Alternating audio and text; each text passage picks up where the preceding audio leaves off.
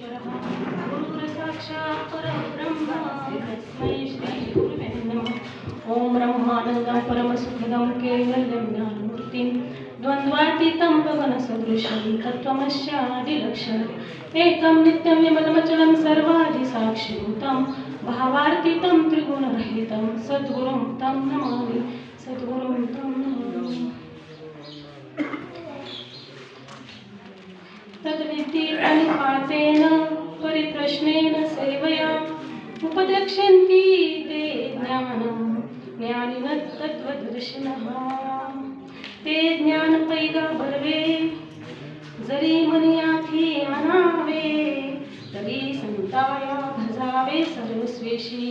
जे ज्ञानाचा पुरठा एक सेवा हा दारवंटा तो स्वाधीन परी सुपटा ओळगुणी तरी तनु मनु जीवे चरणासी लागावे आणि अगर्वता करावे दास्य सकळ।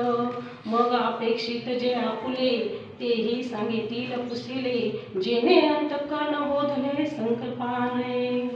प्रस्तुत तुम्हा सर्व संत मायबापांच्या चरणी सेवेसाठी निवडलेली ओवी अध्याय क्रमांक 4।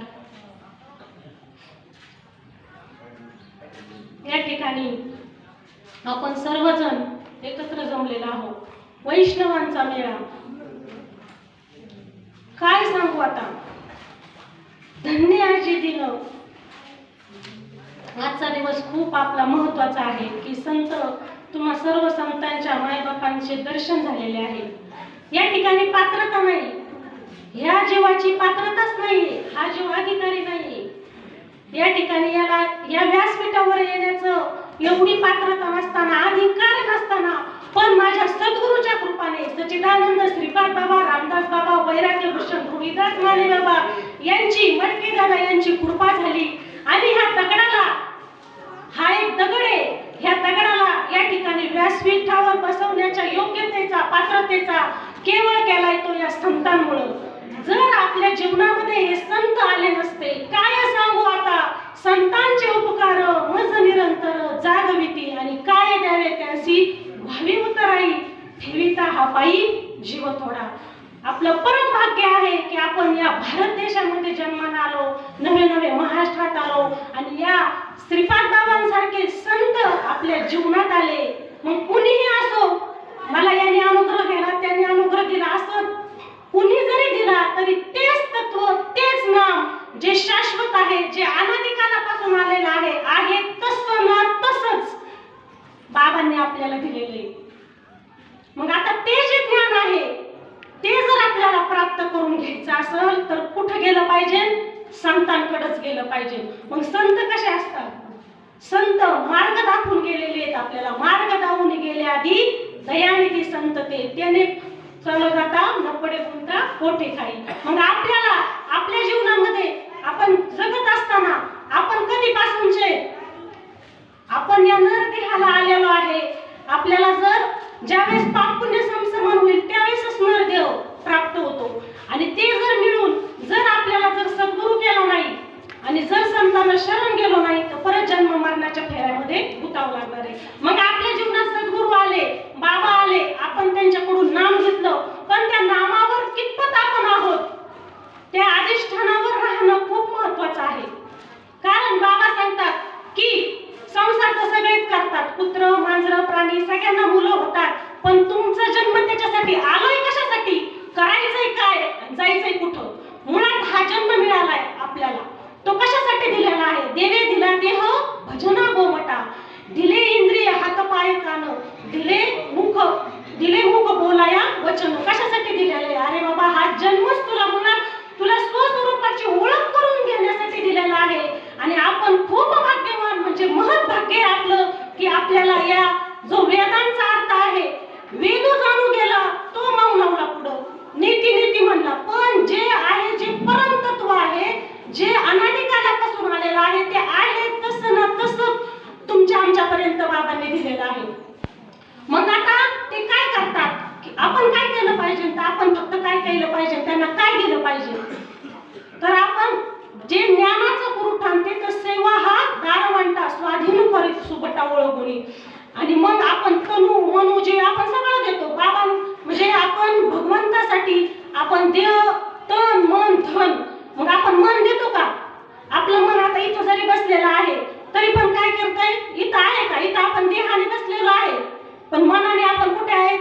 घराला कुलूप नीट लावलंय का नाही? मुलगा शाळेतून आलेला आहे की नाही? मग आपल्याला परमार्थ कशाने करायला लावलाय? मनाने करायला लावलेला आहे. मग मनाची एकाग्रता कशाने होती? नामस्मरणाने. मग पहिला आपल्याला अनुग्रह दिलेला आहे बाबांनी. मग अनुग्रह आणि प्रबोध मग कसं सांगितलंय त्यांनी? पहा, आपण दूध आहे ते चांगलं आणतो, लाल तापवतो, तापवल्याच्या नंतर त्याच्यामध्ये काय करतो? विरजण घालतो. विरजण घातल्यानंतर त्याचं दही होतं आणि दही झाल्यानंतर त्याचं मंथन करतो, घुसळतो, मग वर लोणी निघतं आणि त्या लोण्याला आपण परत कडवतो आणि त्याच्यापासून काय तयार होतं? तूप. आणि मग ते शुद्ध स्वरूपात असलेलं जे तूप आहे ते म्हणजे प्रबोध. मग मंथुनी नवनीता तैसे घे अनंता, वाया व्यर्थ कथा सांडी मार्ग. या देहरूपी घुमटामध्ये आपला हा देह म्हणजे घुमट सांगितलाय, याच्यामध्ये ते नामस्मरणाची रवी आपल्याला घुसळायला लावली. पहिला मंत्र सांगितला अनुग्रहाचा, त्याच्यामध्ये घुसळण घुसळण घुसळण करायचंय. मग श्वास घेणे सोडणे, त्याच्यामध्ये घुसळण घुसळण करून अष्टसात्विक भाव तयार होते. कोणी रडतो, कोणी हसतो, म्हणजे प्रत्येकाचे सत्वगुण रजगुण तमगुण ज्याची जशी वृत्ती असेल तसा त्याला अष्टसात्विक भाव होते. आणि मग ते झाल्याच्या नंतर आपला विषय संपला का? या ठिकाणी नाही. त्याच्यातली जी मशागत होती जशी शेताची, तशी आपल्या शरीरामधले विकार आहेत ते बाहेर पडतात. मग मागलिया जन्म मुक्त झालो. याच ठिकाणी बाबांनी आपल्याला मुक्त केलेले. पण आपला विश्वास आहे का? आपण ठाम आहोत का त्याच्यावर? आपण अजून बी इकडे तिकडे देव पाहण्याचा प्रयत्न करतोयच ना. मग आपल्या हृदयामध्ये कैसा? हृदयामध्ये मी रामू असता सर्व सुखाचा आराम का भ्रांत असे काम विषयावरील. मग आपण अजून बी का बाहेर पाहण्याचा शोधण्याचा प्रयत्न करतोय? सांगितलं ना बाबा, तूच देव आहे. अरे तुझ्यामध्येच देव आहे. बरं तूच असून नाही, हे बाकीचे काय भूत आहेत का? बाबा म्हणायचे चर अचर, चर आणि अचर सर्व ठिकाणी सुईच्या टोका इतकी सुद्धा जागा कुठे शिल्लक नाही की माझं स्वरूप नाही म्हणून सांगितलं. अवघा भगवंत व्यापक चराचरामध्ये भरलेला आहे. फक्त तुझी दृष्टी बदल, तुझा पाहण्याचा दृष्टिकोन बदल, एवढंच. आणि त्याच्यानंतर मंथन करून मंथुनी नवनीता तैसे घे अनंता, वाया व्यर्थ कथा सांडी मार्ग. ना तरी शब्द ब्रह्माब्दी मथिये लाव व्यास बुद्धी, निवडिले निर्वेदी नवनीतही.